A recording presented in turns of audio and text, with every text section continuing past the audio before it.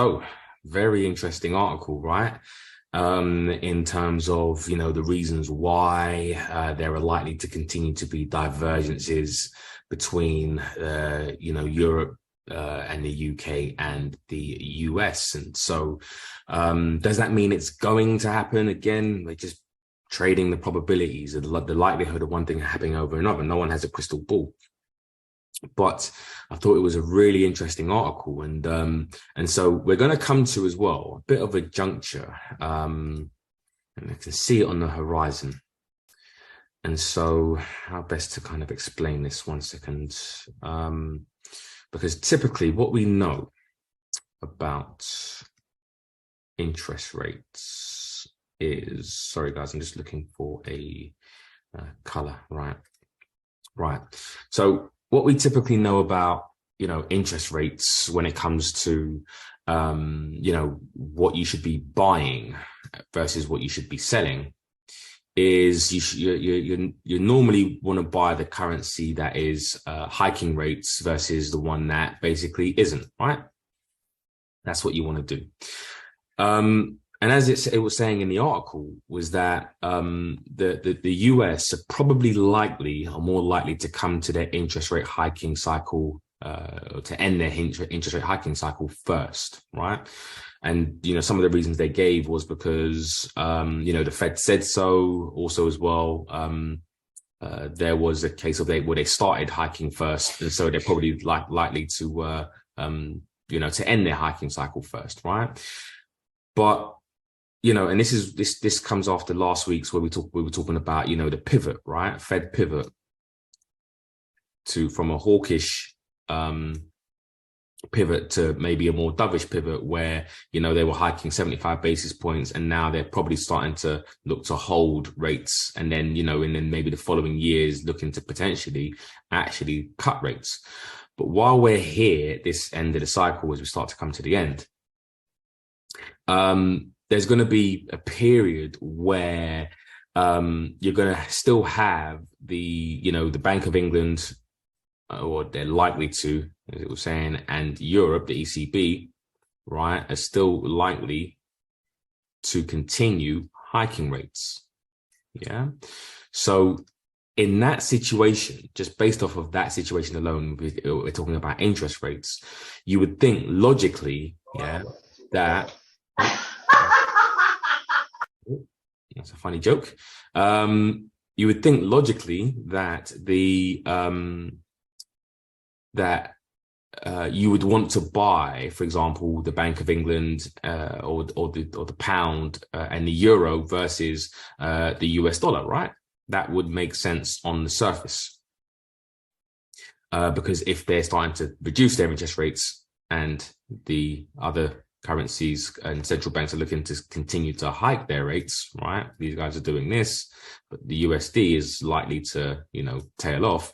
Then, you would say, well, Leon says, that you should want to buy the one with the, that is hiking rate still. But what you need to, again, understand and take into account is the fact that there is something called gross domestic product, right? GDP. Right. And, we understand about economic cycles. And so what a determining factor will be as to either the strength of the US dollar or the continued strength of the dollar, whether we're just going to see a deeper pullback, before going higher, or is this going to be an actual reversal, right, to make lower lows? Because I think that the dollar there is an opportunity to potentially start to look to sell the dollar. But only for a short term as we start to actually tail off when it comes to interest rates. But I think this move to the downside on the dollar, and the headlines are going to read dovish pivot, they're ending their interest rate cycle, sell the dollar, sell the dollar, sell the dollar. And I think there is going to be a deeper pullback on that. But at some point, and I think the market knows this already, right, is that from a GDP perspective, Alexandra, I'll get to your question in a sec. Yeah. But there's going to come the GDP aspect, right? And so we've just listened to, some smart money basically say that the US are likely to not go into a recession first. And if they do, it's probably maybe some sort of shallower recession, whereas the Bank of England and the ECB are more likely to head into a deep recession, right? And this is where you will have narrative changes, right?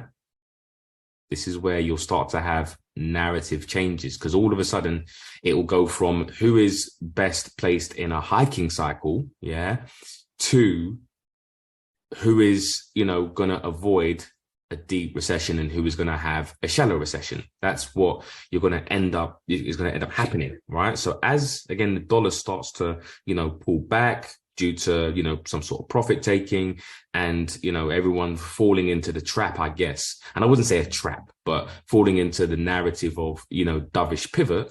Yeah.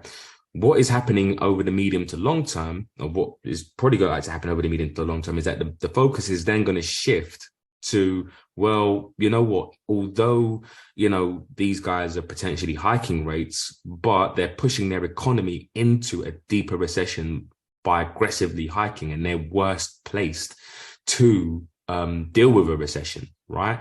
And again, out of the three current countries, or if you're comparing the dollar to any countries, again, who is going to be the dog with the least fleas when it comes to the avoiding a recession, or who is best placed to get themselves out of a recession sooner rather than later? Yeah. And I hope everybody's following that. Is everyone understanding?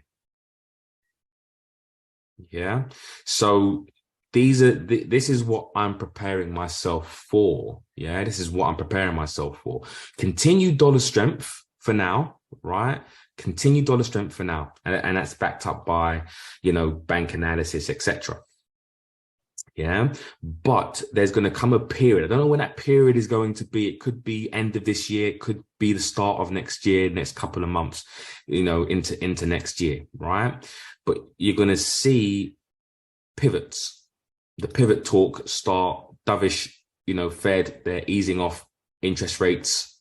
Yeah. While the Bank of England and the ECB are still hiking rates based off of persistent high inflation. Now, again, this is all based off of, dollar inflation as well, right? Or the US inflation, because, how can the Fed ease up on interest rates if, inflation is still, problematic? But if you start to see inflation come down, right, and you start to see the Fed ease up on the on interest rate hikes, there is, again, I'm saying this, try and make it as clear as possible, there will be an opportunity to short the dollar.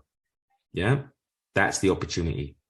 But there is also going to be, just be mindful as you're shorting the dollar of the narrative change, right? And to be aware that there will be then a shift from interest rates, the interest rate narrative, to the GDP narrative and recession talk and depression talk, etc.